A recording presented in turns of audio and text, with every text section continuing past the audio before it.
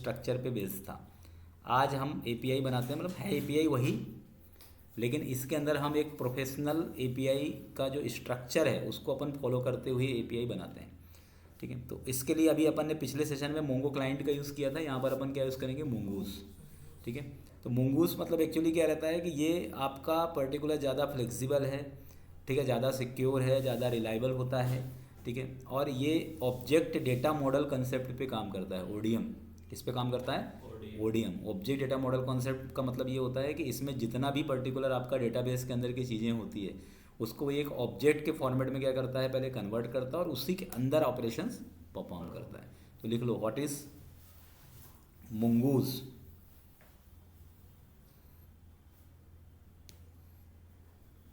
इसमें लिखना it is Node.js module that provide MongoDB database integration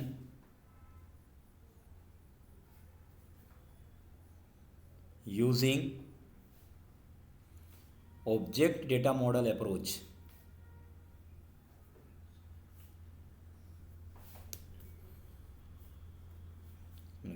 It provide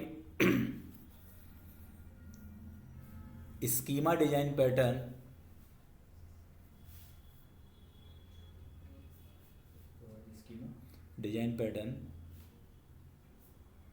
to create RESTful API using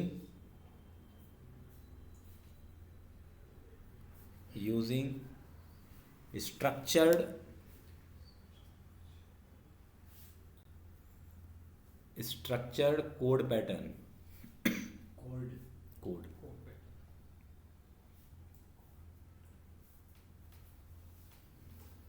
ठीक है, तो इसका मतलब ये है कि ये थोड़ा सा मतलब एक स्ट्रक्चर्ड अप्रोच प्रोवाइड करता है, और दूसरा ये सबसे बड़ा प्लस पॉइंट ये होता है कि इसके अंदर के जो मेथड्स हैं वो थोड़ा सा क्या है, इजी टू यूज़ है as compared to Mongo client.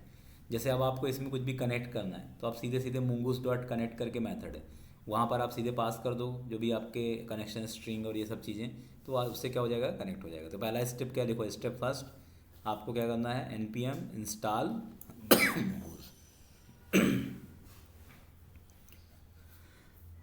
mongoose।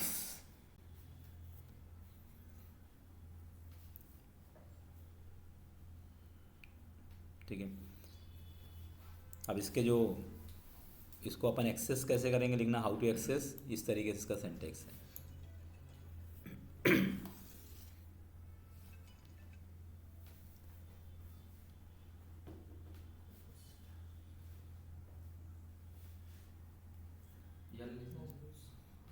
कौन सा, हाँ, ये वाला लाइन लिखो। ठीक है, बस रिक्वायर तक लिखना, बाकी ये तो स्कीमा है जो समझ लो बस। ये क्या रहता है इसके अंदर, जो बताया ना कि इसके अंदर क्या है, एक स्कीमा मतलब क्या करता है, ये क्रिएट करता है। स्कीमा एक्चुअली क्या रहता है कि जैसे आप मोंगोडीबी के अंदर टेप क्या बनाते हो, कलेक्शन, तो जिस तरीके से आप कलेक्शन बनाने से पहले अपन वहाँ पे क्या लिखते हैं कि कौन कौन से फील्ड रहेंगे, कौन कौन सा उसका टाइप, हालांकि इसमें टाइप देने की ज़रूरत नहीं होती। ठीक है, तो इसमें क्या लिखते हैं अपन, फील्ड का नाम लिखते हैं।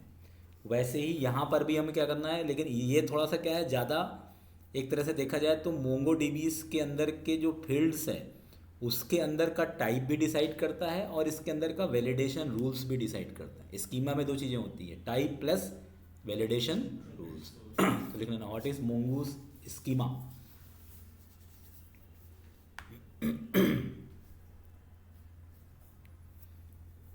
इसमें लिखना, schema means set of fields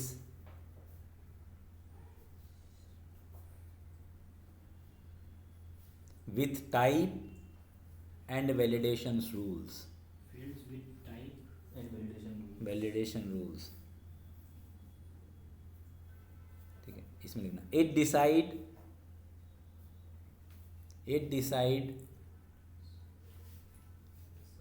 how many fields,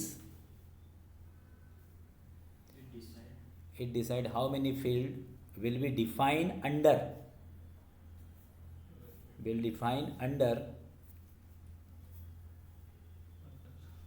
MongoDB collection objects,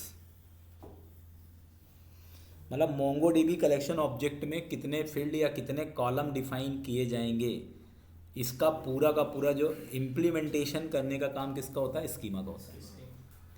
जैसे आप डेटाबेस बनाते हो तो डेटाबेस के अंदर टेबल होता है, तो टेबल बनाने से पहले टेबल का स्कीमा बनता है और स्कीमा से डिसाइड होता है कि टेबल के अंदर कितने कॉलम होंगे, कौन से टाइप होंगे, कौन प्राइमरी की होगा, कौन इंडेक्सिंग लेगा, कौन फॉरेन की होगा, ठीक है।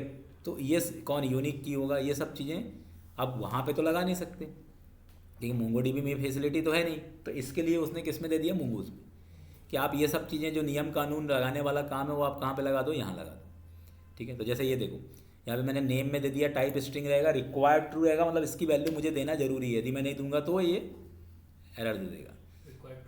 हाँ, रिक्वायर्ड ट्रू है। तो ये मूंगूस अपने ले एंड पे क्या करता है, उसने पहले से क्या लगा कर रखा है, लॉजिक्स, ठीक है, कि इसमें वैल्यूज आनी चाहिए। ऐसे प्राइस, डिस्क्रिप्शन ऑप्शनल करके रहेगा, नहीं दोगे तब भी चलेगा ऐसा।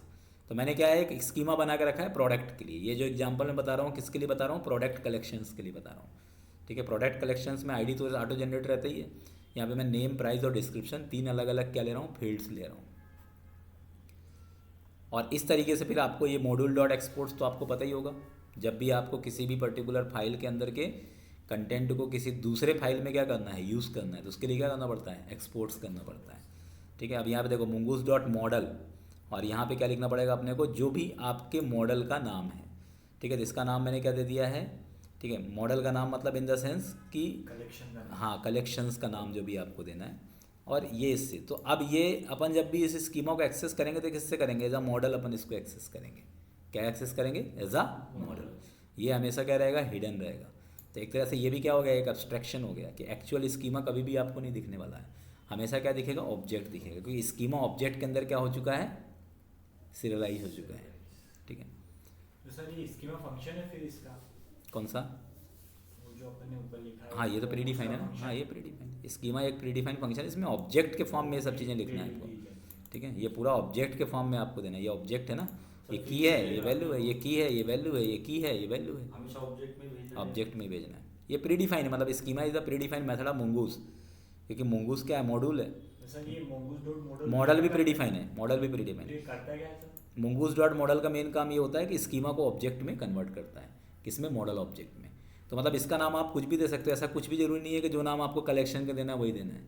ये मतलब एक तरह से देखा जाए तो प्रोडक्ट नाम का क्या बन गया, एक क्लास बन गया, समझ लो।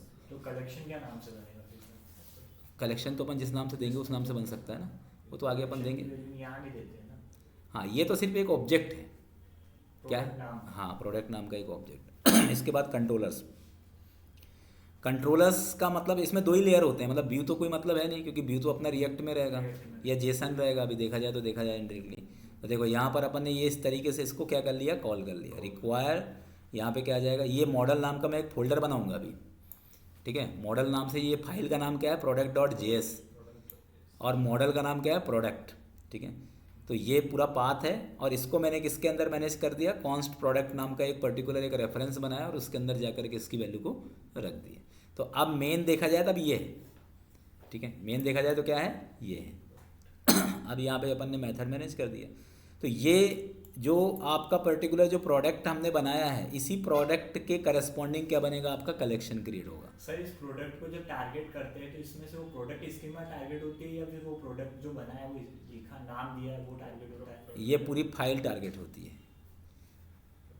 इसमें ये सब आता है सब। हाँ, इसके अंदर का पूरी चीज़ें मैनेज हो जाती है। और एक्सपोर्ट हमने क्या किया है, ये तो फिर ये मैनेज क्या होता है, ये होता है, ठीक है। तो ये जो ना पर्टिकुलर नाम है आपका, ये जैसे अपन ने यहाँ पे मैनेज किया ना, ये मतलब ये पूरा का पूरा इंटरनली देखा जाए तो ये प्रोडक्ट नाम के की के अंदर ये पूरा डेटा को कंटेन करता है। तो ये एक कलेक्शन है, इंटरनली देखा जाए तो मॉडल क्या है, एक कलेक्शन होता है। कलेक्शन समझते हो, हाँ। जो ये वो वाला कलेक्शन नहीं, मोंगोडीबी वाला फिर कलेक्शन मतलब होता है ये जैसे लिस्ट, ये फ्रंट एंड है ना, ये मतलब नोड जेएस, तो जैसे एरे होता है वैसे कलेक्शन होता है जो की वैल्यू पेयर में डेटा को कंटेन करता है। तो ये मॉडल कलेक्शन जो है ना, वो क्या करेगा, रन टाइम में जाकर के मूंगो उसको क्या करेगा, कलेक्शन में जाके कन्वर्ट कर देगा। कौन से कलेक्शन में, मूंगो फील्ड्स में, मतलब मोंगो डीबी के अंदर के डेटाबेस के अंदर के कलेक्शन में कन्वर्ट कर देगा। तो मूंगूस कलेक्शन मतलब ये फ्रंट एंड का कलेक्शन है, और उधर वाले में किस में कन्वर्ट करेगा, डेटाबेस के अंदर के कलेक्शन में कन्वर्ट कर देगा। तो उसको कलेक्शन का इसको कैसे पता चलता है कौन से कलेक्शन में देना है डाटा, मतलब मल्टीपल कलेक्शन में क्या रहता है, दो ही है ना, यदि नहीं है तो खुद बना देगा, होगा तो कोई कलेक्शन तो रिकॉर्ड के बेसिस पे बनता है ना, भूल गए क्या? मैं जैसा रिकॉर्ड दूंगा वैसा बन जाएगा। जब मैं at the time of insertion क्या करूँगा, मैं मैनेज करूँगा तो वैसे अपने आप कलेक्शन क्या हो जाएगा, क्रिएट हो जाएगा। कलेक्शन तो तभी क्रिएट होगा जब रिकॉर्ड आप उसके अंदर क्या करोगे, इंसर्ट करोगे। अलग से हम कलेक्शन बना के नहीं रख रहे हैं चाहो तो रख भी सकते हो, बाकी अपन नहीं कर रहे हैं इसमें, क्योंकि कलेक्शन का मोंगोडीबी के अंदर कलेक्शन का डिफॉल्ट फीचर है। If not if document inserted it will check, if collection not exist then it will create, otherwise it will use. तो क्रिएट आर यूज है उसमें। नहीं मतलब ये किस कलेक्शन में जाके सेव होगा, मैं वो ये पूछ रुक जा भैया, कौन सा कलेक्शन में से वो, मतलब ये जो डाटा यहाँ से जाएगा वो कौन से कलेक्शन में जाएगा मोंगोडीबी का? ये अपन जब प्रोडक्ट डॉट क्रिएट करेंगे ना, इसमें मैंने जैसे फाइंड करा, मोंगोडीबी में कुछ भी नहीं बनाना है, प्रोडक्ट नाम से बनेगा, जिस नाम से मॉडल ऑब्जेक्ट होता है उस नाम से वहाँ पे जाकर के बन जाएगा। वहाँ पे भी इसी नाम से बनेगा? हाँ, और यदि आप नहीं बनाओगे तो फिर अलग नाम से यदि बनाया है तो फिर यहाँ पर जाकर के क्या करना पड़ेगा, उसकी एंट्री करनी पड़ेगी। तो ये अपन तो पूरा डायनेमिक ही बना रहे हैं ना, सेम ही नाम रखना हाँ पड़ेगा। सेम। वहाँ ऑटोमेटिक बनेगा, नहीं है तो ऑटोमेटिक, बट वहाँ हाँ पे है तो फिर वहाँ पे कुछ बनाने नहीं है आपको। 100 की सीधी बात की। अब आपको मतलब वो तो मैंने प्रैक्टिस के लिए बताया था, मोंगो डीबी में आपको कुछ नहीं करना है यदि आप मोंगोज यूज़ कर रहे हो। बस मोंगो डीबी आप अपने मशीन के अंदर इन्वायरमेंट बना के रख दो, everything you will manage by the front end. फिर सर डाटा उठाना हो तो फिर इस प्रोडक्ट के थ्रू उठाएंगे? सब कुछ यहीं से करना है आपको। मैं तो मोंगो डीबी मतलब मोंगो डीबी तो आप कभी देखोगे भी नहीं, everything will be managed by the front end, ऐसा है। वहाँ पर सिर्फ आपको बस डेटाबेस कंटेनर बना के रखना है, बाकी सब चीज़ें, क्योंकि ये ORM है ना, चेक करना आया कि data object model, DTM, data DOM sorry, data क्या लिखा है मैंने इसमें, ODM sorry, object data model है। जैसे ORM होता है ना, ऑब्जेक्ट रिलेशनल मैपिंग, वैसे ये ऑब्जेक्ट डेटा मॉडल है। मतलब ऑब्जेक्ट के थ्रू ये क्या करेगा, खुद क्या बनाएगा, मॉडल बनाएगा। किसके लिए, डेटा कंटेनर्स के लिए। तो इसलिए मोंगोज को यूज़ यदि कर रहे हो तो वहाँ पे कुछ नहीं करना है। मतलब पहली बात तो वैसे भी मोंगोडीबी में कोई कलेक्शन बनाता भी नहीं है कोई भी। अब माइस्क्ल थोड़ी ना कि टेबल बनाएंगे। नहीं, फिर वो फाइंड करने के लिए उठाएंगे तो फिर वहाँ तब कौन सा यूज़ करेंगे पूछना था। जिस नाम आप हर चीज़ के लिए बस आपको क्या करना है, प्रोडक्ट ही यूज़ कीजिए। जो अपन ने ये रेफरेंस लिया है ना, ये वाला रेफरेंस, हर जगह आपको यदि फाइंड करना है तब भी आपको इसी रेफरेंस का यूज़ करना है। मतलब समझ लो कलेक्शन का नाम आपका यही है, ये जो रेफरेंस आप ले रहे हो ना यहाँ पर, किसके अंदर, कंट्रोलर के अंदर, समझ लो उसका नाम वही है। ठीक है, इसीलिए अपन लिख रहे हैं ना, ये देखो प्रोडक्ट डॉट फाइंड करने के लिए प्रोडक्ट डॉट फाइंड लिख रहे हैं, आईडी से फाइंड करना, तो ये सब प्री डिफाइंड मेथड है इसके, फाइंड बाय आईडी ले रहे हैं। ठीक है, इस तरीके से अपन ये इसमें एक एक चीज़ें मैनेज कर रहे हैं। ठीक है, यहाँ पर देखो ये नया जब भी हम इंसर्ट कर रहे हैं तो किससे कर रहे हैं, प्रोडक्ट से। ठीक है जो, तो everything is managed by this. तो मतलब आपको सब चीज़ें क्या करना है, जो मतलब ये समझ लो यही एक तरह से क्या है, कलेक्शन है। और एक स्कीमा के लिए, एक कलेक्शन के लिए एक ही स्कीमा आपको बनाना है। ठीक है, लेयर्ड आर्किटेक्चर का मतलब ये है, मतलब एक फाइल के अंदर यदि आप चाहो तो एक ही स्कीमा बनाओ, दूसरी फाइल के अंदर दूसरी स्कीमा बनाओ, तीसरी फाइल के अंदर तीसरी स्कीमा बनाओ, चौथी फाइल के अंदर चौथी स्कीमा बनाओ, ये पूरा पैटर्न। तो पहले भी इसको चला लो तो ऑटोमेटिकली आपको समझ में, पहले पूरा कोड, इसमें बीच में पूछते हो ना तभी तो दिक्कत आती है। पहले पूरा कोड चल जान दो, फिर तुमको खुद ही समझ में आए, तुम्हें ये डाउट पूछने की जरूरत ही नहीं पड़ेगी कौन कलेक्शन है कौन नहीं है, क्योंकि कलेक्शन वाला पूरा कोड अपने को कहाँ लिखना है, कंट्रोलर में लिखना है। ये तो सिर्फ एक पर्टिकुलर क्या बता रहा है कि आपके मॉडल के अंदर, मतलब आपके डेटाबेस के अंदर क्या क्या चीज़ें होंगी। एक्चुअली देखो MVC डिजाइन पैटर्न यदि आपको थोड़ा बहुत कभी सुना होगा, सुना है? Yes sir. एंगुलर वालों को एंगुलर पढ़ा होगा तो सुना ही होगा। अब रिएक्ट में MVC नहीं होता, इसलिए आपको MVC मैंने नहीं बताया। बाकी एंगुलर के अंदर MVC होता है, .NET के अंदर MVC होता है, जावा के अंदर MVC होता है, सब में MVC होता है। रिएक्ट में MVC की जगह रिडक्स होता है। क्या होता है? रिडक्स। तो रिडक्स भी डिजाइन पैटर्न ही है। सर तो इसमें अपन रिपोजिटरी का यूज करेंगे कि अपना किसमें? नोड में, एक्सप्रेस में? नहीं, इसमें कोई कंट्रोलर से रिपोजिटरी में जाने का काम। और बनाना है, और यदि आपको इंडेप्थ बनाना है तो बना सकते हो, बाकी कोई ज़रूरत नहीं है, इतना ज़्यादा MVC फॉलो नहीं करता ये लूजली कपल्ड है ना। वो टाइटली कपल्ड जो लैंग्वेज होते हैं फिर उसमें इंटरफेस, क्लास, डिजाइन पैटर्न, वो डिजाइन पैटर्न है। यदि अपन इंटरफेस यूज़ करते हैं तो वो MVC नहीं है, वो डिजाइन पैटर्न है। ठीक है, देखो MVC में आप व्यू को हटा दो, M मॉडल मतलब जो होता है ना, ये डेटाबेस के लेयर के लिए होता है। किसके लिए होता है? डेटाबेस। तो इसीलिए जो आप यहाँ पे स्कीमा बना रहे हो ये किसके लिए है? डेटाबेस लेयर के लिए, मतलब मोंगोडीबी के लिए। तो स्कीमा के अंदर जो भी आपने नाम दिया, ये सब चीज़ें दिया, जो आपने नाम दिया प्रोडक्ट, तो क्या बन गया? कलेक्शन बन जाएगा। जो आप यहाँ पर फील्ड दे रहे हो वो सब क्या बन जाएंगे, कॉलम बन जाएंगे। बस ये कंट्रोलर मतलब क्या कर रहा है, कंट्रोलर मतलब होता है ये प्राइमरी होता है, मतलब जब भी आप कोई भी एमवीसी प्रोजेक्ट को हिट मारते हो तो सबसे पहले कंट्रोलर कॉल होता है। तो कंट्रोलर क्या कंटेन करता है, बिजनेस कोड, जो भी आपका कोड है, मतलब कोडिंग वाला जो काम है, लॉजिक वाला जो काम है, वो सब कहाँ पे रहता है, कंट्रोलर के अंदर। सर एपीआई इसके अंदर बनाएंगे ना, एपीआई को मिलाकर कंट्रोलर के अंदर। हाँ, एपीआई के अंदर का जो लॉजिक है वो कंट्रोलर में बनेगा, और फिर अपन एक अलग से फाइल बनाएंगे सर्वर डॉट जे, जिसमें एपीआई जितना भी कंट्रोलर है उन सबके रूट बना देंगे एक्सप्रेस के तरह। बस यही है, यही पैटर्न आपको फॉलो करना है। तो इसमें देखा जाए तो क्या रहता है, मॉडल, कंट्रोलर एंड रूट, मतलब मॉडल, कंट्रोलर और सर्वर, एमसीएस क्या रहता है। हाँ, और सर्वर में क्या रहता है, set of root, set of path. तो ये एमसीएस अप्रोच को क्या कर रहा है, फॉलो कर रहा है, क्योंकि वैसे भी और पाथ में किसका नाम रहेगा, कंट्रोलर का। तो जब आप पाथ एक्सेस करोगे तो पहले वो किसके पास जाएगा, कंट्रोलर के पास जाएगा, और कंट्रोलर किसके पास जाएगा, मॉडल के पास जाएगा, और मॉडल से क्या बनेगा, डेटाबेस। ये पूरा इसका क्या है, फ्लो रहता है। ठीक है, चलो इसको बनाते हैं। तो पहले वाला भी वही चल रहा था, पर पहले वाले में अपन ने क्या करा था, सब चीज़ें किसके अंदर लिख दिया था, रूट के अंदर, मतलब एक्सप्रेस के अंदर के मेथड को डायरेक्टली यूज़ किया था। यहाँ पर अभी भी हम एक्सप्रेस ही यूज़ करेंगे, पर उसको इनडायरेक्ट यूज़ करेंगे, थोड़ा एक स्ट्रक्चर्ड में, प्रोफेशनल वे में। क्योंकि जब आप खुद सोचो, जब आपके पास 100 अलग अलग टाइप की कलेक्शन से, मान लो, मतलब MongoDB की बात हम बात कर, 100 कलेक्शन में आपको इंसर्ट, अपडेट, डिलीट करना है, और आप एक सिंगल फाइल के अंदर लिखोगे तो आपका फाइल ही हैंग हो जाएगा ना। और आपको बाद में कुछ मेंटेन करने के बजाय किसी एक कलेक्शन में चेंजेस करना है, तो फिर आपको पूरा कितना टाइम लगेगा इतना बड़ा फाइल को रीड करने में। इसलिए इस तरीके से यूज़ करते हैं। सर मतलब चार चीजें करनी तो 4 कंट्रोलर बनाने हैं। और देखो, इसमें सबसे पहले मैं बना दूंगा, सही अपना नहीं है। ये नहीं है, हाँ, किसका है? सेशन ये किसका है, जो दूसरे पेज का ओपन रिसेंट नोड, ये थर्ड वाला।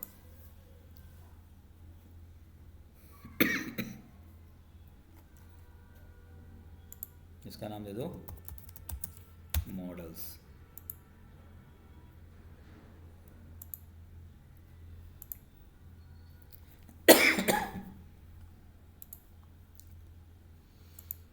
फिर क्या रहेगा, कंट्रोलर्स। फिर एक फाइल बना दो। देखो, ये पूरा स्कीमा आपने कहाँ बनाना है, मॉडल में। क्या नाम दे दिया इसका, प्रोडक्ट डॉट, कुछ भी नाम दे दो, जैसे मैंने नाम दिया है प्रोडक्ट डॉट जेएस।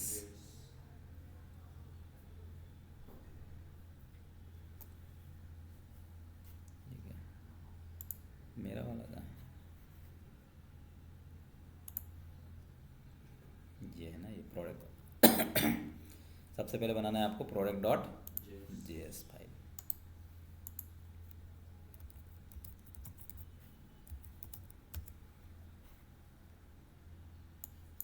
ये जावास्क्रिप्ट की फाइल हो गई। ठीक है, अब ये स्टेप तो पता ही है। मोंगोस पहले मैं इंस्टॉल, अभी मैंने शायद इंस्टॉल नहीं करा है, तो मोंगोस GOOSE, नाम भी ऐसा रहता है मोंगोस, कहीं क्या कुछ भी, मतलब नाम भी खतरनाक है इसका।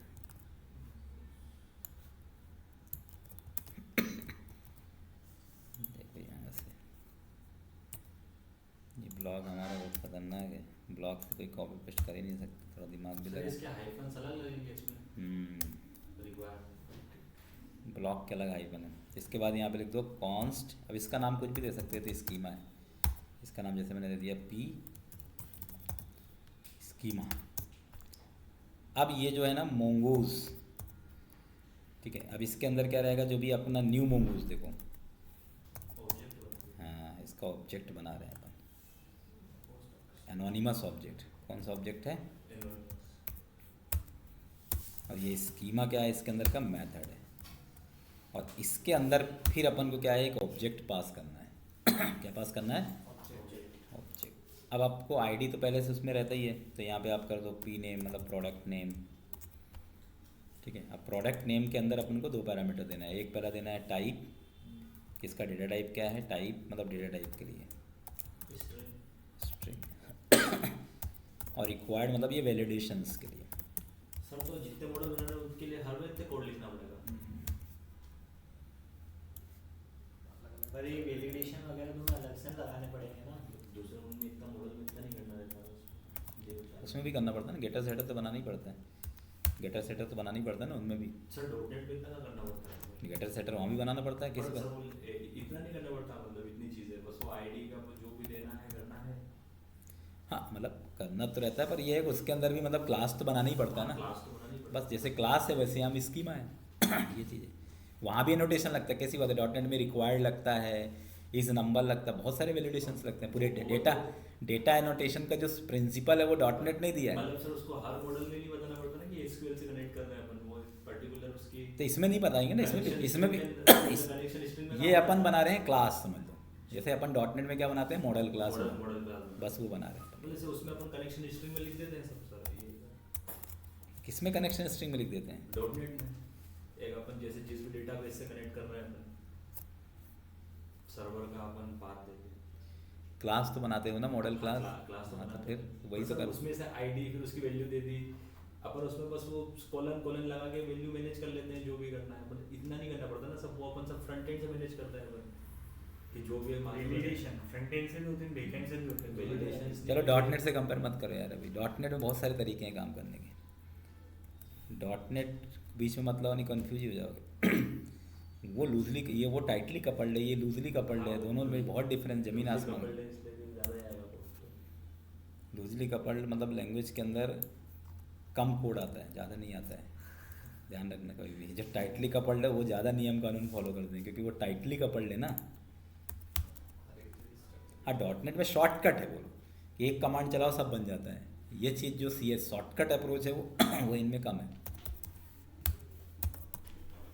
पहले तो और डॉटनेट सरल था कि ड्रैग करके ड्रॉप करो पूरा बन जाता था, अब तो धीरे धीरे क्या है वापस जावा जैसे बन गया डॉटनेट। अब देखो ये चीज़ मोंगूज डॉट मॉडल, अब यहाँ पर आपको देना है मॉडल का नाम जो भी देना है। तो मॉडल नाम मतलब कलेक्शन नेम समझ लो, इस नाम का कलेक्शन बन जाएगा। इस नाम का कलेक्शन बनेगा, पर अभी नहीं बनेगा, ठीक है। जब अपन कंट्रोलर्स के थ्रू जब उसको कॉल करेंगे तब बनेगा। ये तो सिर्फ एक स्टैटिक क्या है आपका स्कीमा ये तो है। बस अभी जब कोड रन होगा पूरा हाँ उसके तभी बाद बनेगा, बनेगा। ठीक है। अभी तो सिर्फ अपन ने डिसाइड कर दिया कि जैसे अपन क्या बनाते हैं कि जैसे स्कीमा कोई भी टेबल अपन बनाते हैं ना, तो उसके अंदर क्या क्या कॉलम रहेंगे वो हमने इसके अंदर क्या कर दिया, जनरलाइज कर दिया। अब अपन जाएंगे कंट्रोलर्स में, कहाँ पे जाएंगे, कंट्रोलर्स में।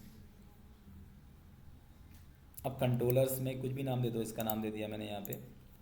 तो इसको प्रोडक्ट डॉट जेएस दे सकते हो, मतलब सेम नाम। नहीं, कभी नाम ऐसा दो, सेम नाम दे दोगे तो वो चल तो जाएगा क्योंकि फोल्डर अलग है, पर वो नेमिंग कन्वेंशन सही नहीं है ना, तो आपको नेमिंग कन्वेंशन भी फॉलो करना रहता है। कंट्रोलर लिख सकते हैं जैसे दूसरे को समझ में आए, तुम तो कुछ समझ लोगे क्योंकि तुमने ही बनाया, तुम तो कुछ भी नाम दे के समझ लोगे, पर बाद में जो मेंटेन करने आएगा वो तो आपको कोसेगा ना कि कौन गधा था, कुछ नहीं आता रहा होगा इसको। ऐसे फालतू गाली खाने से अच्छा है कि प्रोफेशनली काम कर लो, तो सामने वाले का क्या डेवलपर था यार, क्या नेमिंग कन्वेंशन दिया इसने बातन हाथी मतलब देखो अब ये नेमिंग कन्वेंशन मैंने कैपिटल लिख दिया कि फोल्डर का नाम हमेशा स्मॉल में लिखना चाहिए। मतलब एक नेमिंग कन्वेंशन जो होता है कि folder name always in small. Capital कौन सा स्टार्ट करना चाहिए, अगर ये कर दे नॉर्मल फाइल वगैरह तो वैसे फाइल तो कर सकते हो, अब इसने रिएक्ट ने तो पूरा वही स्ट्रेटजी चेंज करा दी उसने। पर पहले जनरली होता था कि फोल्डर का नाम और फाइल का नाम स्मॉल होता था, पर रिएक्ट ने क्या कर दिया कैपिटल में करो। तो आजकल क्या कंपोनेंट के लिए करता है ना, कंपोनेंट और कंपोनेंट तो बनाना ही पड़ता है। कंपोनेंट के भी कैपिटल में लिखना पड़ता है। वो इसलिए सर क्योंकि वो टैग यूज होते हैं ना, वो टैग स्मॉल टैग सिमिलर लिख दिया तुमने भी, इस वजह से करता है क्योंकि वो हर चीज़ को पूरा एक फाइल मतलब फाइल से पूरा कोरिलेट करता है वो ज़्यादा। वो कन्फ्यूजन ना हो लोगों को फाइल और फंक्शन के नेम में, इसलिए बोलता है कि एक जैसे ही लिख दो आप, ठीक है। जब ये आ गया अपन ने लिख दिया मॉडल।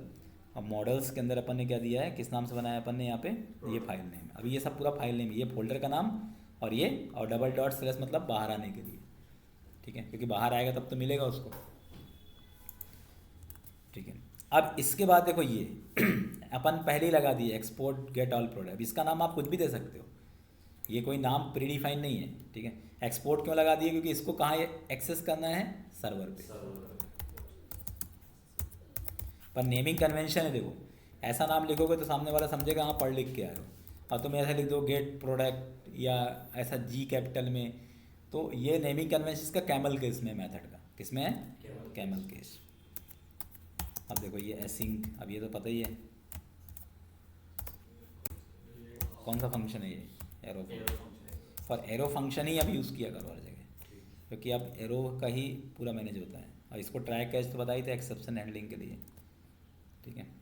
जब भी डेटाबेस की कोई चीज़ आए तो वहाँ पे हमेशा एसिंक का वेट लगेगा ही लगेगा, क्योंकि ये टाइम जैसे इनपुट आउटपुट वाली चीज़ें हो गई, नेटवर्किंग वाली चीज़ें हो गई, डेटाबेस से रिलेटेड वाली, जहाँ पे रीड राइट का कुछ करना है तो हमेशा आपको एसिंक का वेट ही लगाना है इसी दिन, क्योंकि ये टाइम कंज्यूमिंग ऑपरेशन है ना, तो जो टाइम कंज्यूमिंग वाली चीज़ें हैं वहाँ पे एसिंक का वेट हमेशा लगेगा।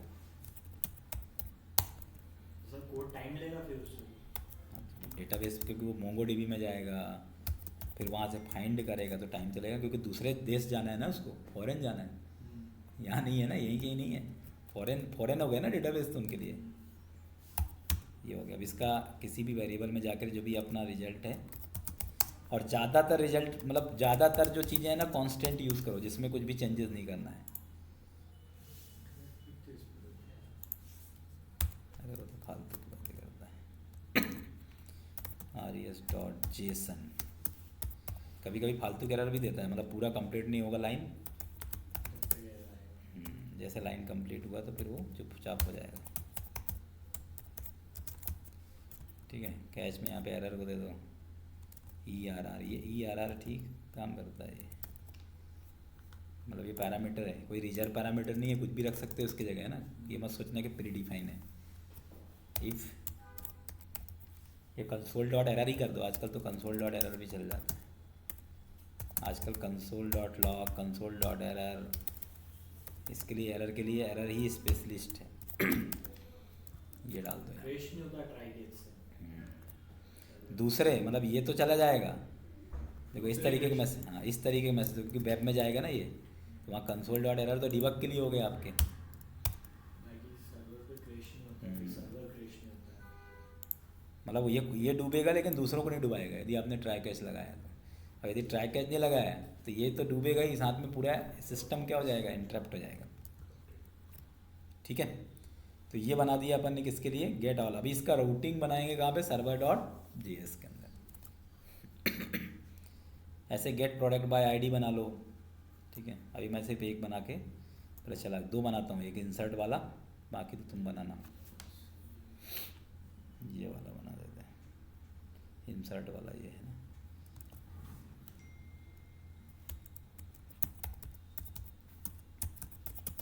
क्रिएट प्रोडक्ट, ठीक है। प्रोडक्ट बनाने के लिए सिंक रिक्वेस्ट रिस्पॉन्स,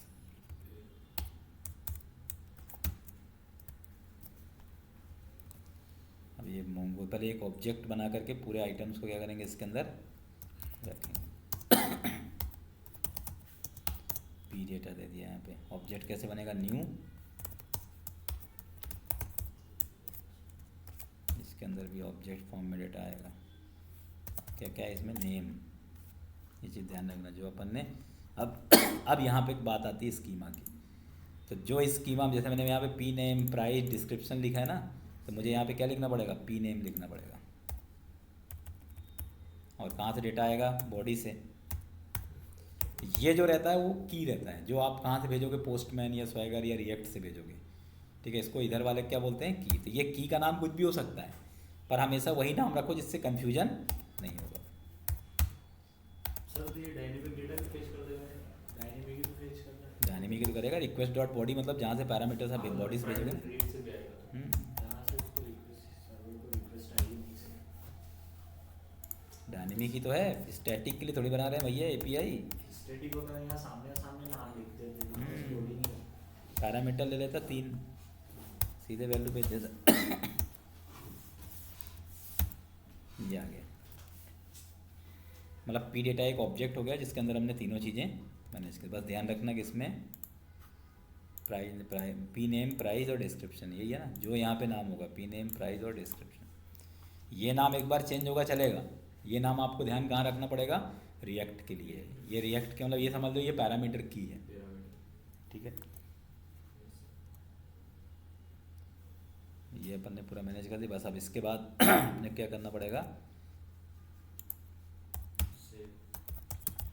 कॉन्स्ट लिख ले लो एक अलग से, पी रिजल्ट। ये भी क्या रिटर्न कर रहा है, ऑब्जेक्ट अवेट, और क्या नाम है, पी डेटा डॉट। अभी देखो इसमें सेव मेथड क्या है, प्रीडिफाइन। जब तक ये जैसे ही वो सेव होता है, इफ़ नॉट पी रिजल्ट, मतलब यदि पी रिजल्ट के अंदर फॉल्स वैल्यू आती है, ठीक है, कुछ भी वैल्यू नहीं आती है, तो यहाँ पे मैसेज दे देंगे रिटर्न 404 मतलब नॉट फाउंड, ठीक है। और यदि आती है तो फिर क्या करेंगे, रिस्पॉन्स डॉट, देखो जिस जेसन में कन्वर्ट करके ही भेज रहे हैं अपन रिकॉर्ड को। अब हाँ, पी रिजल्ट सर यहाँ अपन सेंड नहीं करते यहाँ पे, इसमें सेंड नहीं करती, नोड जेएस नहीं है ना, HTTP सर्वर थोड़ी ना, यहाँ तो अपन HTTP सर्वर में सेंड, सबके लिए अलग अलग मेथड होते हैं, एक्सप्रेस के लिए अलग होता है। पोस्ट यूज करते हैं वही करते हैं, सेंड करोगे ना तो फिर वो जीएसएन में देना है ना डाटा, तो सामने वाले को। ठीक है, ये कर दिया अपन ने। बाकी अब सबके लिए मैंने कोड लिखा है, अपडेट डिलीट ये सब तुमको चलना। वो वाला कर लिया मैंने जो ग्रिड दिया था, कौन सा ग्रिड, वो बनाना था ना केवल। हाँ हाँ बना लियो। बना लिया। इसमें मिस्टेक कहाँ है, सर वो नीचे वो हाइफन में आ रही नीचे नीचे अभी जो लिखा है प्रोडक्ट वाला। अरे हाँ ये वाला ना, ये कोड अलग रहते हैं ना, ब्लॉक के अंदर का अलग कोड है। ये हो गया। अब सर्वर बनाना है अपने, क्या बनाना है, अब कुछ भी नाम दे दो इसका, अब इसको बाहर बना लेते हैं, इसका नाम दे देते हैं API सर्वर। क्या नाम देते हैं, तो इससे याद रहेगा अपने कि API सर्वर अपन दिया। अब इसमें हाँ एक्सप्रेस, तो क्योंकि सर्वर तो एक्सप्रेस ही बनाएगा, नोड के पास तो इतना ताकत है नहीं, क्योंकि नोड तो बोलता है भाई मैं एक बार आऊँगा और एक बार, मतलब एक दिन में सिर्फ एक बार ही बस जाएगी इंदौर से भोपाल बस, नोड का मतलब ये है। और एक्सप्रेस का मतलब क्या है, हज़ारों बार जा सकती है। हाँ मऊ इंदौर, ये सिटी बस हो गया एक्सप्रेस, क्या हो गया, कितने बार भी BRTS में दौड़ती रहेगी। तोड़ दिया होता, कहाँ जाएगी? अरे तो इधर इधर जाएगी, साइड से जाएगी, जा तो रही, कहाँ रुक रही है।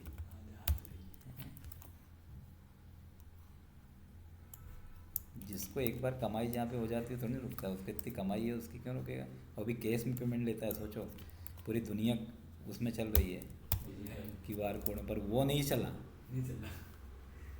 और उसके लिए जनता का, इसके लिए जनता का दिमाग नहीं चलता कि जाकर के इसके लिए कंप्लेन करे हैं। भारत के अंदर देखो जहाँ छोटे बड़े बड़े ऑर्गेनाइजेशन है, वहाँ पे जनता की हिम्मत भी नहीं होती है रुकने की। और कोई छोटा मोटा ऑर्गेनाइजेशन थोड़ा सा भी कर दे, कोई दुकान वाला बेचारा कुछ भी कर दे, तो उसके ऊपर 50 भीड़ आ जाएंगे। अब देखो सीधे से केस लेना गलत है ना, और सब जाके लाइन लग के केस देंगे। उनमें भी कंडीशन आ गई थी कि 5 का सिक्का नहीं चलेगा। भैया केस क्यों ले रहे हो आप, रीजन तो बताते हो इसका एक। पूरा बस ऑनलाइन तुम्हारे चल रहे, कार्ड चला रहे तुम ऑनलाइन, QR रख दो वहाँ पे, क्योंकि वहाँ पे कोई नौकरी नहीं करेगा इसलिए। कौन ग्रुप में खड़ा रहेगा। भ्रष्टाचार भारत में हर जगह है, भ्रष्टाचार कहीं भी ख़त्म नहीं हो सकता जब तक अंग्रेजों जैसा नीति नहीं रहेगा। ठीक है, अब देखो ये अपने डेटाबेस का नाम क्या है, MyDB। वो सर वो लोकल होस्ट भी चेंज करना सही तो नहीं मेरे में नहीं लेता ना, मतलब वो मेरे इसमें दिक्कत है कि मैंने 2017 लोकल सर्विसेज से इंस्टॉल किया है। केस में भी हाँ तो वही तो बोल रहा हूँ। देखो ये मेथड, कनेक्ट मेथड कितना आसान हो गया। मोंगो क्लाइंट में कनेक्ट करने में कितना टाइम लगता था, इसमें एक लाइन में आपको पूरा काम हो गया। और ये सब चीज़ें भी दे सकते हो, ये ऑप्शनल है हालांकि। न्यू URL पार्सर ट्रू, ये नेटवर्किंग के लिए रहता है। जब आप नेटवर्क सर्वर लेवल पे जाएगा ना, तो ये सब चीज़ें क्या है चेक करता है। मैंने भी ज़्यादा रिसर्च नहीं किया इन दोनों पैरामीटर पे। देखना मतलब ये डिफ़ॉल्ट ट्रू होना चाहिए बस। उसमें लगा हुआ आता है जब आप वहाँ से कॉपी करते हो ना मोंगो डीबी से, तो उसमें लगा हुआ आता है क्वेश्चन मार्क में दोनों पैरामीटर्स। इसके बाद क्या रहेगा, डॉट, वही देन वाला, ठीक है। अब देन क्या हो जाएगा, ये मैसेज के लिए है कि यहीं समझ में आ जाएगा कि हाँ वही कनेक्ट एक्नॉलेजमेंट। सर देना तो ऑप्शनल पार्ट है ना। हाँ नहीं लिखोगे, लेकिन अपन एक्नॉलेजमेंट तो कभी, ये सब चीज़ें लिखने से फ़ायदा ये होता है कि आपका टाइम बचता है। पता चलता है ना कौन चल रहा है कौन हाँ, नहीं चल कभी रहा। आपकी कोई दिक्कत आएगी, क्योंकि आपके मशीन में चल रहा है तो इसका मतलब ये नहीं कि सर्वर में चलेगा, सर्वर में रुलाएगा ही आपको एक बार। आप किसी भी कोड को जब सर्वर में लेके जाते हो ना, तो वो अपना अलग ही नाटक दिखाता है, उसमें इतने सारे एरर आएंगे, आपका भले यहाँ सब कुछ सही चले, तो फिर डिबग करने के लिए ये सब काम में आते हैं। इसलिए तो पहले क्या होता था कि प्रोजेक्ट बन गया, अब क्लाइंट को पता चला, अपन टाइम दे दिया कि एक हफ्ते में दिखाना है, अब उस प्रोजेक्ट को लाइव में चलाने में ही कम से कम 3 महीने लग रहे थे। तो इसलिए डेवऑप्स इंजीनियर को भर्ती किया, वही डेवऑप्स वाले को बोला कि तू दे फर्स्ट से अपना ये डिप्लॉयमेंट CI/CD पाइपलाइन बनाने का काम कर दे, जिससे हमारा प्रोजेक्ट मतलब क्लाइंट को सब कुछ दिखता रहे, हम जो कर रहे हैं उस क्लाइंट को दिखता रहे, तो क्लाइंट भी खुश, और बाद में रिफंड कभी क्लाइंट नहीं मांगेगा, क्योंकि हमने क्लाइंट को दे दिया ना, जितना काम किया वो तो तुम देख ही रहे थे ना। तो क्लाइंट को ही मतलब पहले क्या होता था, क्लाइंट आपके प्रोजेक्ट में नहीं रहता था, अब आजकल क्या कर रहे हैं, कंपनी बहुत होशियार है, क्लाइंट को भी टीम में शामिल कर ले भाई, डेली मीटिंग लेता है। डेली। अब जब तो टीम में ही है, कोई गलती होगी तू भी तो देख रहा था ना, हाँ, तब कहाँ गए थे? तब कहाँ गए थे। इसलिए प्रोजेक्ट कभी डिलीवर होता ही है सक्सेसफुली, और नहीं भी हुआ प्रोजेक्ट डिलीवर तो गलती किसकी है, क्लाइंट की, ये तू भी तो था उसमें। एजाइल इसीलिए तो सक्सेस है, कंपनी एजाइल मॉडल से बहुत खुश है। पहले उससे डेवलपर की भी बेइज्जती होती है। जैसे मान लो आप टीम में हो, अब आप रोज़ वही टास्क बताओगे मीटिंग में, स्टैंड अप मीटिंग में, तो तुमको बहुत ही शर्म आ जाएगी। ये कि नौकरी छोड़ के भाग जाओगे, या किसी से कुछ ना कुछ पूछ पाछ के इधर उधर से करा ही दोगे। वो पूछते हैं बाद में एजाइल में कि स्टक कहाँ पर आप स्टक हो, और रोज़ आप वहीं पे स्टक बताओगे, तो फिर तो दिक्कत है ना। तो एजाइल मॉडल सबसे इफ़ेक्टिव मॉडल है कंपनी के लिए, डेवलपर के लिए सबसे बेकार मॉडल, क्योंकि डेवलपर की घोर बेइज्जती होती है एजाइल मॉडल में। किसमें, नया रोज के रोज नया बताओ, और पुराना तो साल भी होना चाहिए तुमको। समस्या भी आप पे बताएंगे, डबल डॉट नहीं लगा ना, डबल डॉट। क्या, समस्या भी आप पे बताएंगे, सोल्व भी आप ही को बताएंगे, वो भी रोज नहीं। वो भी रोज नहीं।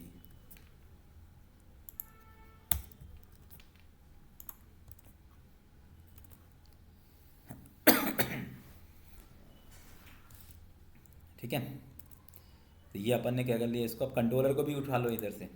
किसको, कंट्रोलर को।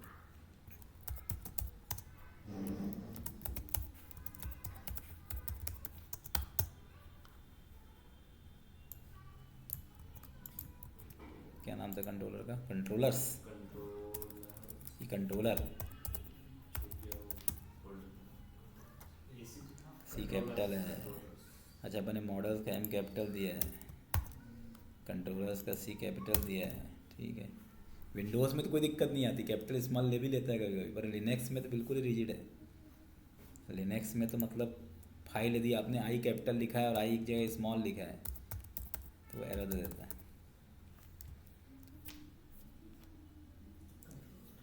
कंट्रोलर स्लैश प्रोडक्ट कंट्रोलर, ठीक है।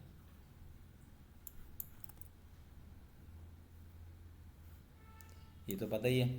अब देखो, अब इस बारे में बॉडी पार्सर यूज़ नहीं कर रहा हूँ। क्या नहीं कर रहा हूँ, बॉडी पार्सर।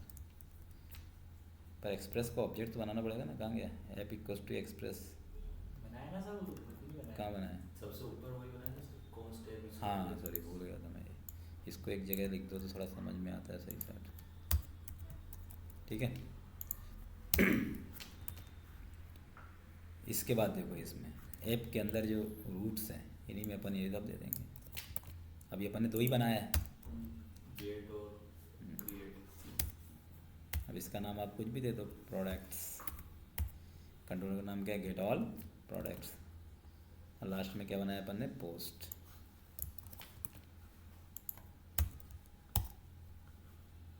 इसका नाम भी वही दे। और नाम हमेशा वही दिया करो, जैसे कन्फ्यूजन है, प्रोडक्ट है तो सबके लिए प्रोडक्ट, सर इसमें वो क्रिएट और गेट वाला कोई मतलब नहीं, ऐसे ही दिया अच्छा, करो, जो ऊपर ये नेमिंग कन्वेंशन है। यूआरएल में चलेगा ना? हाँ, post get post put delete से समझ में आ ही जाएगा। हाँ सर। और पुट और उसमें डिलीट में तो वापस पैरामीटर भी रहेंगे, ये स्टैंडर्ड अप्रोच। और फिर यहाँ पे ऐप डॉट लिसन, ये तो पता ही है। तो सर ये अपन डिस्ट्रक्शन से भी कर सकते थे ना, ये कंट्रोलर के अंदर के दोनों फंक्शन कैसे? ये अपन ने एक ऑब्जेक्ट हाँ कर सकते हो, कोई इशू नहीं है उसमें, एक अलग से लेकर के एक, हाँ ले कर सकते हो डिस्ट्रक्शन। चैट जीपीटी वाले डिस्ट्रक्चरिंग से ही करते हैं ज़्यादा, लेकिन चैट जीपीटी कोड में सबसे ज़्यादा डिस्ट्रक्चरिंग चैट जीपीटी यूज़ करता है। सर मतलब डिस्ट्रक्चरिंग में मतलब क्या इसमें अलग है? ये सेम ऑब्जेक्ट में डिफरेंट ऑब्जेक्ट में आ जाएगा। अरे ऐसा भी नहीं समझा। वो एक ब्रैकेट में दे देता और क्या, एक ही प्रोडक्ट कंट्रोलर वो रिक्वायर करे ना अपन ऊपर, वो एक अरे पहले ये bracket में समझ दो लो, function दे देता अलग-अलग। डिस्ट्रक्चरिंग शॉर्टकट है, मतलब समझो इससे। वो थोड़ा मतलब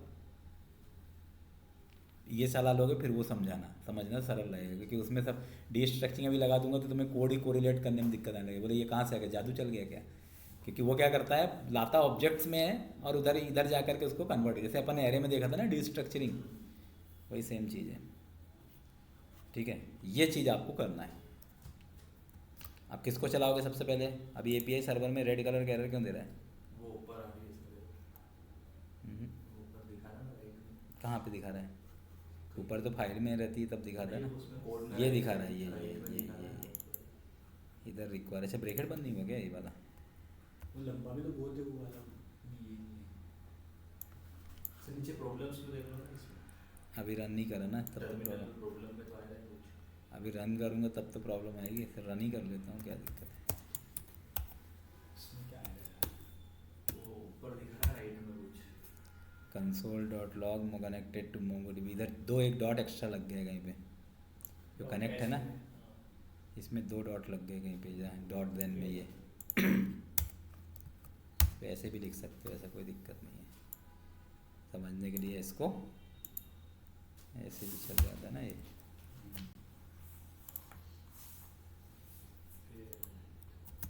नहीं आएगा, अब कहाँ है?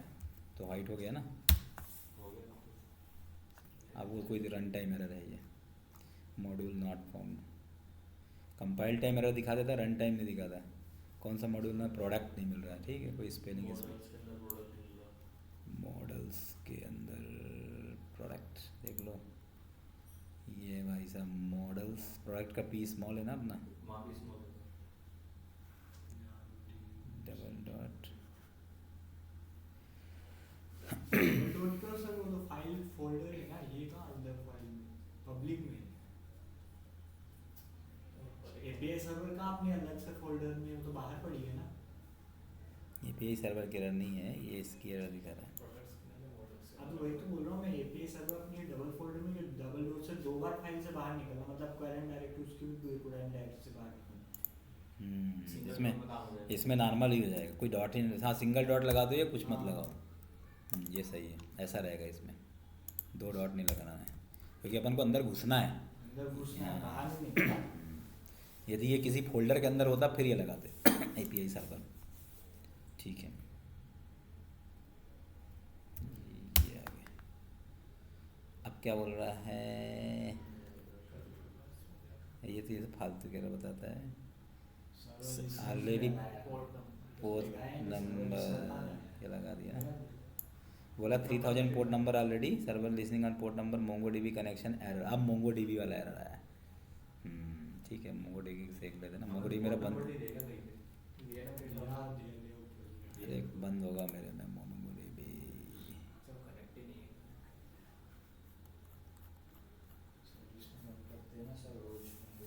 JKLLLM नहीं है अभी तो, चालू है शायद। वो जो मैंने 2 पैरामीटर लिया है ना, URL पार्सर और वो, उसमें कुछ दिक्कत है। पहले यहाँ से कनेक्ट कर लेता हूँ। मेरे पास क्या बहुत सारे सर्वर है ना, ओरेकल भी है, MS SQL भी है, MySQL भी है, PostgreSQL भी है, Sybase भी है। ये हो गया। ये दोनों पैरामीटर में कुछ स्पेलिंग में गलती होगी। ऊपर दिया ना जो अपन ने 2 पैरामीटर, यूज़ न्यू पार्सर, किसी को दे रहा है ना यूज इन टोपोलॉजी। हटा दो सर। हाँ हटा दो इनको दोनों फालतू बात बता रहे हैं। नॉट सपोर्टेड बोल रहा है, पहले चलता रहा होगा ये। बताओ कुछ वर्जन वाइज कुछ ना कुछ नया कोई हटाएगा कहीं पुराना जोड़ेगा ऐसा ये हो गया। Connected to MongoDB. अब क्या करना है आपको, आप लोकल 3000 / प्रोडक्ट लिख दो। रेगबिन ये यूज़ नहीं करते तुम? करता हूँ मैं एक दिन से करता हूँ टेस्ट। तुम किससे पोस्टमैन?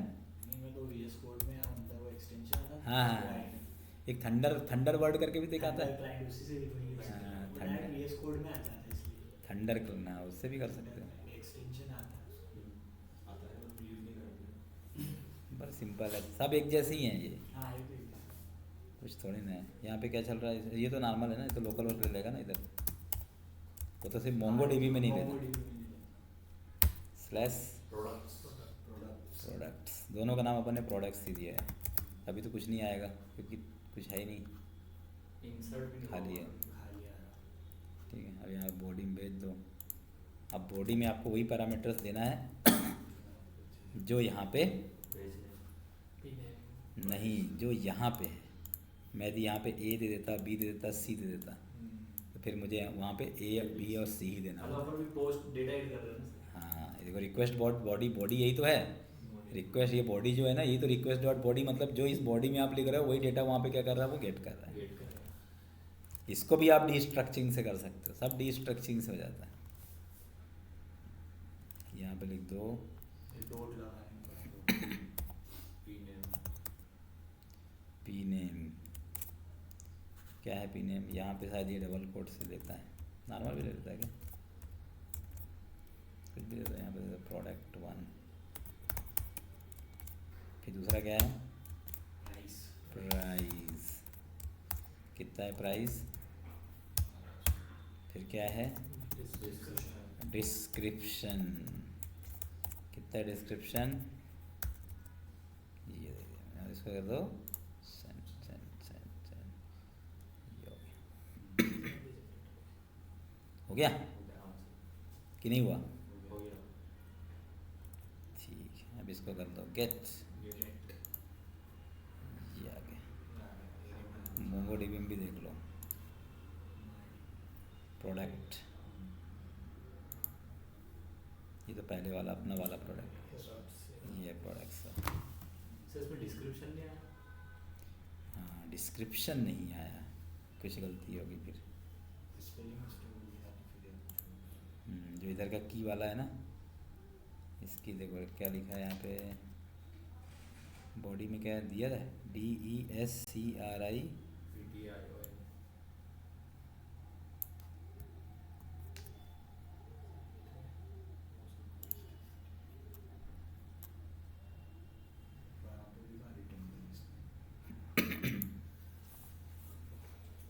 कहाँ रिफ्रेश?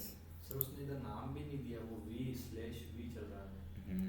डाटाबेस में स्लैश भी तो वो तो वर्जनिंग के लिए रहता है। अच्छा वर्जन के सर ये यहाँ का और अपनी मॉडल के अंदर का सेम है क्या? बस वही देखना है। मॉडल्स में हो सकता है। ये गलती है ना, यहाँ पे R हट गया, यहाँ पे R नहीं है DEC है, इसलिए देखो मॉडल में गलत है, इसलिए उस चीज़ को मतलब ले ही नहीं रहा है। सर वो टाइप भी डबल टी हो गया सर, फिर डबल टी। सर वो टाइप भी स्ट्रिंग एक्सपेक्ट कर रहा है। अरे उसकी गलती थी ना, ये किसकी, यहाँ की गलती थी, तो फिर कहाँ से चलेगा वो? उधर तो सब सही था, मेन तो स्कीमा ही गलत बन अब ले लेगा वो।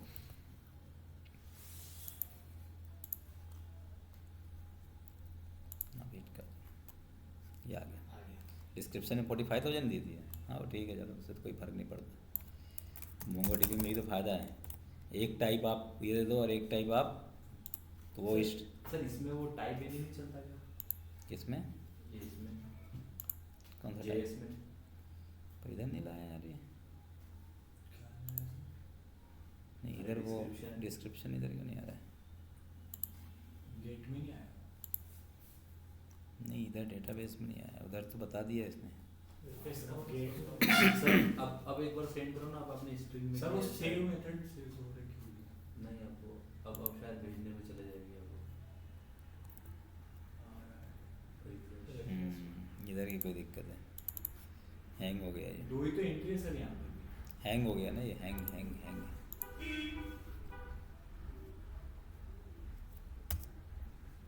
हैंग हो गया मोंगोडीबी। तो लोड ज़्यादा आ गया, लोड ज़्यादा आ गया। क्या नाम से था इसमें एपीआई में, स्लैश प्रोडक्ट लोकल गेट तो ऐसे भी हिट मार के देख सकते हो क्या है, ये आ गया। ठीक है, क्या बोल रहे थे, टाइप नहीं दे सकते? जैसे वो एक आता है ना सर कि वो टाइप एनी में अपन कोई सा भी डेटा टाइप ले सकते हैं अपन। मोंगोडीबी तो डेटा टाइप को सपोर्ट ही नहीं करता ना। सपोर्ट नहीं। मोंगोडीबी फ्लेक्सिबल इसलिए तो है, लूजली कपल्ड। ये तो अपन मोंगूस का फीचर है कि मोंगूस, मैं जो बोल रहा हूँ शायद वो टाइप स्क्रिप्ट का फीचर है। हाँ टाइप स्क्रिप्ट अलग से, एनी में कोई भी ले लेता है स्ट्रिंग, वो टाइप स्क्रिप्ट हाँ टाइप स्क्रिप्ट का फीचर एंगुलर में चलता है, वो एंगुलर में, हाँ एंगुलर एनी एंगुलर में पूरा टाइप स्क्रिप्ट चलता है। एनी ले लो मतलब सब कुछ है, सब ले लेगा। नंबर चलता है, स्ट्रिंग चलता है, बुलियन चलता है, अनडिफाइंड चलता है, नल चलता है, वहाँ तो बहुत सारी चीज़ वो है। टाइप स्क्रिप्ट का फीचर है। एंगुलर पढ़ा रहा हूँ ना मैं, एंगुलर, अभी मेरा एंगुलर का सेशन चल रहा है .NET में। ये देखो वीडियो भी डालता हूँ मैं बीच बीच में, सर एक किस दो पे डालता है? एक दो वीडियो डाल देता हूँ ऐसे प्रैक्टिस के लिए। देखो ये शिवा कॉन्सेप्ट वाला चैनल जो है ना, इसमें डाला हूँ, देखो ये जैसे पूरा कोर्स आई मैंने how to create real website in Angular framework आई मैं, ठीक है। तो इसके लिए मैंने एक डेडिकेटेड आर्टिकल्स भी बनाया है, पूरा कोर्स नहीं है। ठीक है, जिसको आप फॉलो कर सकते हो बाद में। कोचिंग पर है ना। पैड है ना, पैड HTML पेजेस, इसमें Recorded lecture भी HTML पढ़े पेज का कोई वो तो आप ये सिस्टम यूज हाँ फाइनली वो कुछ चीज़ों 2000 के भी हम कंपोनेंट बना क्लास के अंदर शॉर्टकट यूज, क्या करोगे, एंगुलर भी पढ़ना है तुमको? सर एंगुलर में को ब्रश अप मतलब मल्टीपल अलग अलग बहुत सारे आप रूट्स बना। अरे एक अच्छे से कर लो पहले। ये एंगुलर आता है मेरे को इसलिए से मेरे को ये देखो एंगुलर, अब तो बहुत सरल हो गया एंगुलर, पहले वाला एंगुलर बहुत टफ था, एंगुलर 21 तो बहुत ही सरल है। और लिंक टेक्स्ट आप टिक पे भी काम करा है। और इसमें चाइल्ड कंपोनेंट ये देखो भाई वही है सेम है, बस ये देखो इसमें ऐसे कंपोनेंट बनते हैं। फर्स्ट हमने जो path बनाया इसका नाम क्या दिया है? अच्छे एंगुलर की हाँ सबसे प्यारे राउटिंग है कि एक राउटर Footer का- दे दो। का पाथ आपको बनाना है, तो उस कंपोनेंट को इन डिटेल वे में आपको यहाँ पे ये इंपोर्ट routing करना हाँ, पड़ेगा। वो बहुत easy है, एंगुलर का routing ठीक है। बहुत easy ये पूरी ज़्यादा website एरर आती ये है, राउटर वो ये है कि हम सब कुछ बना लेते हैं, पर आखिरी में हम ये जो app.ts है इसके अंदर इंपोर्ट के अंदर कनेक्ट ही नहीं करा यार, URL रहेगा फिर ऐप में, अब वो भी बहुत सर मेरे को इसको मैंने रूटर लिंक से रखा है। हाँ। और बाकी मैंने मतलब दो चीज रूटर लिंक से खुलेगा, कौन कौन सा, होम और नहीं तो वो कॉन्टेक्ट, front बाकी desk